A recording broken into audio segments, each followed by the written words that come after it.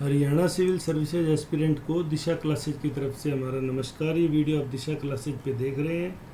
अगर आप चैनल पे नए हैं तो चैनल को सब्सक्राइब जरूर करें। HCS मेंस 2022 में DAF फॉर्म यानी डिटेल्ड एप्लीकेशन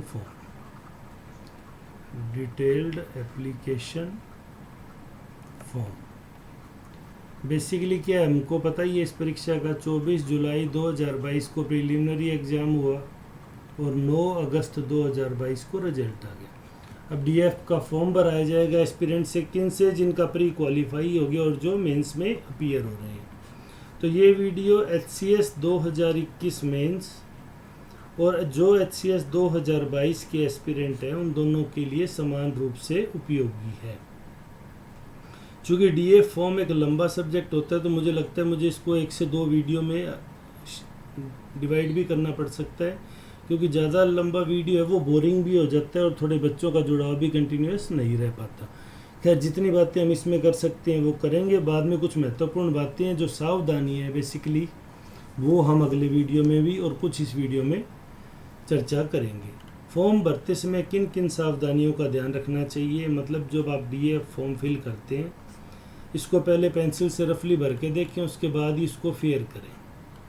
DF फॉर्म में बेसिकली होता क्या है, जैसे सबसे पहले name, father name, mother name और address, date of birth, mobile number, gender. यहाँ वही मोबाइल नंबर मेंशन करने की कोशिश करें जो आपने प्रीलिमिनरी के लिए भी यूज किया था। बेसिकली इसमें ज़्यादातर डिटेल वही होती है जो प्री के दौरान भरी जाती है, लेकिन इनका उपयोग अब आप समझेंगे इंटरव्यू के लिए भी किया जाएगा, इसलिए बहुत ही समझबूझ से ध्यानपूर्वक इन डिटेल्स को फिल करना चाहिए। उसके अलावा मैरिटल स्टेटस क्या है, परमानेंट एड्रेस क्या है, एजुकेशन क्वालिफिकेशन में आपको कौन कौन सी डिग्रियां दिखानी चाहिए, इरेलीवेंट डिग्रीज को कैसे हाइड करना चाहिए, स्पोर्ट्स NCC NSS में उनकी डिटेल्स, क्योंकि हरियाणा में इस चीज़ को स्पोर्ट्स को काफ़ी महत्व दिया जाता है। तो अगर आपने अपने स्कूल टाइम में भी कभी स्पोर्ट्स में पार्टिसिपेट हैं तो आपको उनको शेयर ज़रूर करना चाहिए, ये आपके लिए बेनिफिशरीज रहते हैं। को क्यूरिकुलर एक्टिविटीज़ की बात करें, इनमें हॉबीज आ जाती है, तो कौन सी हॉबीज हमें शेयर करनी चाहिए, नंबर ऑफ़ हॉबीज़ कितनी है, ये भी हम वीडियो में डिस्कस करेंगे। प्री एम्प्लॉयमेंट की जो बात आती है वो अपने आप में काफ़ी महत्वपूर्ण होती है, क्योंकि अगर आप कोई भी जॉब कर रहे हैं, आइदर गवर्नमेंट, सेमी गवर्नमेंट और प्राइवेट, तो तीनों के अंदर आपको NOC लेना पड़ता है, यानी नो ऑब्जेक्शन सर्टिफिकेट लेना पड़ता है at the time of final joining. एक जो सवाल बच्चों को बार बार तंग करता है, have you sent your form through proper channel, तो ये प्रॉपर चैनल क्या सरकारियों के लिए ही होता है या प्राइवेट वालों को भी करना होता है। दूसरा इसमें महत्वपूर्ण बात होती है पे प्रोटेक्शन की। ये पे प्रोटेक्शन होता है कि आपको ये कैसे मिल सकता है। पे प्रोटेक्शन को एक बेसिकली बिल्कुल आम बात में बताऊँ, बाकी अगली वीडियो में जब डिटेल से करेंगे तो आपको अच्छे से बताऊंगा, लेकिन पे प्रोटेक्शन का मतलब होता है जैसे वर्तमान में आप ग्रुप C की कोई नौकरी कर रहे हैं, ग्रुप D की कोई नौकरी कर रहे हैं या B की भी कोई नौकरी कर रहे हैं और आपका पे मान लो वर्तमान में 60,000 रुपये है और आपने HCS में जो कैडर सेलेक्ट किया है उस सेलेक्ट में आपको TM या DFSO जो भी पोस्ट मिली उसकी प्रारंभिक सैलरी है वो 44,900 है। आपकी थी 60,000, आप यानी रिवर्स घूमेंगे, तो इसलिए अगर आपने प्रॉपर चैनल से भेजा है तो आपको पे प्रोटेक्शन मिल जाएगी। यानी आप ज्वाइन तो चाहे ट्रैफिक मैनेजर TM की पोस्ट पे ही करेंगे जिसकी एक सामान्य सैलरी है 44,900 का 7th पे कमीशन के अकॉर्डिंग, लेकिन आपने 60,000 तक का अचीव कर लिया है सिर्फ हरियाणा गवर्नमेंट में, इसलिए ये पे प्रोटेक्शन आपको मिल जाएगी। यानी आपकी जो पहली तनख्वाह है वो 60,000 के अकॉर्डिंग ही विड्रॉ होगी। फिर इससे जुड़ी और भी कुछ बातें होगी जो हम शेयर करेंगे। सबसे महत्वपूर्ण आती है preference order of jobs.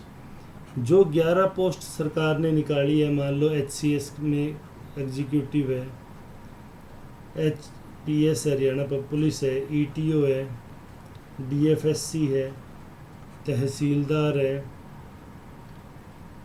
BDPO है, TM है, DPSO है, AEO है, जो भी पोस्ट हैं, जो 11 हम नोटिफिकेशन में देखेंगे, सबकी एक तो फुल फॉर्म, एक सब के बारे में बेसिकली ज़रूरी बातें आपको पता होनी चाहिए कि किस जॉब में जॉब प्रोफाइल के अंदर आता क्या है उनका पे स्ट्रक्चर क्या है, कौन सी बड़ी है। कई बार क्या होता है, कुछ पोस्ट होती हैं वो चर्चित होती हैं, यानी जो कह दो कमाई वाली पोस्टें जिनको बोला जाता है, जिनमें प्रभाव ज़्यादा होता है, स्टूडेंट उनको बाईपास करके प्रेफरेंस में ऊपर रख देता है और उनसे बड़े पे बैंड की, उनसे हायर अथॉरिटी की पोस्टें जो तथाकथित रूप से कम कमाई की पोस्टें कहलाती है पब्लिक में, उनको प्रायोरिटी में चूज कर लेता है, जिसका जवाब देना इंटरव्यू बोर्ड के सामने भारी हो जाता है कि आपने ये कैडर जंप क्यों किया, आपको ऐसा इस जॉब में क्या ऐसा अच्छा लगा। क्योंकि वहाँ जो बैठे हैं उन्होंने काफ़ी इंटरव्यू लिए हैं, वो काफ़ी सीनियर लोग हैं, तो वो आपकी मानसिक स्थिति को ही जज करने के लिए बैठे हैं। सब्जेक्ट का नॉलेज, आपकी एक्सप्रेशन क्वालिटी, वो सब तो उन्होंने प्री और मेंस के दौरान जज कर ली। एथिक्स का अभी हरियाणा में पेपर नहीं है, इसलिए एक तरह से मान लीजिए एथिकल कंसर्न भी आपका वहीं क्रॉस चेक होता है। तो इन सब को लेके भी इंटरव्यू बोर्ड काफ़ी बारीकी से जज करता है। तो ये सारी चीज़ें हैं जो ध्यान रखने की बात है। डीएएफ में आपने एक बार जो डिटेल भर दी उसको आप किसी भी कंडीशन में कभी भी चेंज नहीं कर सकते। तो इसमें एक तो सबसे बड़ी बात, हालांकि यहाँ कैटेगरी नहीं पूछी जाती डीएएफ के अंदर जहाँ तक मुझे ध्यान है। दूसरा, एक आपका रिकॉर्ड पूछा जाता है, जिसमें क्रिमिनल, अगर आप पे कभी कोई भूतकाल में केस दर्ज हुआ हो, आज उसका एक्विटेड है, आप दोष मुक्त है या कन्विक्टेड है, आपको दोषी करार दिया गया, उसका स्टेटस रिपोर्ट, कभी आपको फाइन किया गया है, उस तरह की, have you ever sent to jail, have you ever sent to police custody, वो सब बातें पूछी जाती है। तो कुछ बच्चे उनको छिपा देते हैं और at the time of police verification, जब पुलिस वेरिफिकेशन में ये चीज़ें मेंशन होके आती है तो बड़ी विकट स्थिति हो जाती है, आपकी ज्वाइनिंग तक रद्द होने के संकट पैदा हो जाते हैं। स्टूडेंट पॉलिटिक्स में कभी किसी बात पे अड़ोस पड़ोस के झगड़े में कई बार कोई इंक्वायरी में कोई नाम आ जाता है जो बाद में निकल जाता है, तो उसको नहीं दर्शाना, लेकिन अगर आपको पुलिस ने अरेस्ट किया है, लॉकअप किया है, तो उसको भी दिखाना चाहिए। ये कोई अपराध नहीं है, जब तक आपको कोर्ट दोषी करार ना दे दे, आप एक इनोसेंट पर्सन के बराबर ही होते हैं। ये सब बातें खैर हम आने वाले वीडियो में करेंगे। तो बेसिकली डीएफ के लिए जो चीज़ें मैं आपको बता दूं, जो बेसिकली आपको चाहिएंगी वो name, father name, mother name, address, एक ना जो मदर टंग की है ना वो उसके बारे में भी पूछ लेते हैं कि आपकी मदर टंग क्या है, क्योंकि ना इंटरव्यू बोर्ड ये चाहता है कि एक लैंग्वेज में तो आप अपने आप को एक्सप्रेस करेंगे, दूसरे आपको अपनी मदर टंग के साथ भी कितनी फेमिलियर है।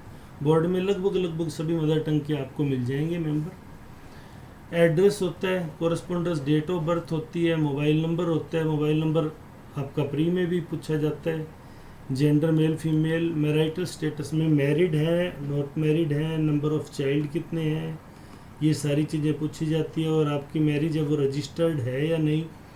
तो अगर आप ऐसा कर रहे हैं तो मेरा आपको एक पर्सनल सुझाव है इस स्टेप पे आके कि आप अपनी मैरिज को रजिस्टर्ड करवा लें। वो इसलिए करवा लें क्योंकि मैरिज को रजिस्टर करना गवर्नमेंट का काम है, आप एक गवर्नमेंट में हायर अथॉरिटी के लिए अप्लाई कर रहे हैं। अगर आप अपनी मैरिज को रजिस्टर्ड नहीं करते हैं तो इंटरव्यू बोर्ड के ऊपर, हालांकि इंटरव्यू से कोई डिबार नहीं होता इन चीज़ों को लेके, लेकिन इंटरव्यू बोर्ड के ऊपर इसका बड़ा नेगेटिव इम्पैक्ट जाता है कि आपने अपनी मैरिज को रजिस्टर्ड क्यों नहीं कराया, क्या दिक्कत थी, सर हमारे तो नहीं कराते। सर हमारे को नहीं कराने वाली बात नहीं है, वहाँ आप अब एक सिस्टम का हिस्सा बनने जा रहे हैं, तो इसलिए आपको ये चीज़ें बारीकी से कर लेनी चाहिए। और मात्र 2 से 5 दिन का काम है, 1 या 2 विजिट के अंदर अंदर आपको मैरिज सर्टिफिकेट मिल जाता है।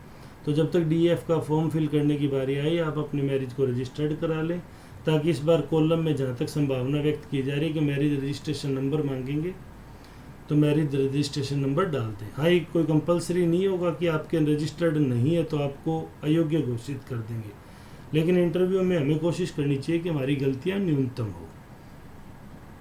परमानेंट एड्रेस में परमानेंट एड्रेस पूछा जाता है जो आपकी बेसिकली आईडीज़ पे होता है, आधार कार्ड पे, डीएल पे, वोटर कार्ड पे, ये सब। तो इसमें हरियाणा के लिए जो एक चर्चित बात कही जाती है, अभी अदर स्टेट के कैंडिडेट को ये यहाँ से फ़िल्टर लगाना शुरू करते हैं, तो ऐसा हालांकि कुछ नहीं होता। जब आप एचपीएससी की तैयारी करते हैं तो ये योग्य कैंडिडेट ने हमेशा सिलेक्शन प्राप्त किए हैं या कुछ भी नहीं है। एजुकेशन क्वालिफिकेशन में कुछ महत्वपूर्ण बातें हैं कि आपको कौन सी देखो 10th 12th और ग्रेजुएशन, चाहे वो बीए हो, बीएससी हो, बीकॉम हो, बीटेक हो, यहाँ तक आपको शो तो करनी ही करनी है, क्योंकि इसके बिना तो आप इस जॉब के क्वालिफाई नहीं कर पाते।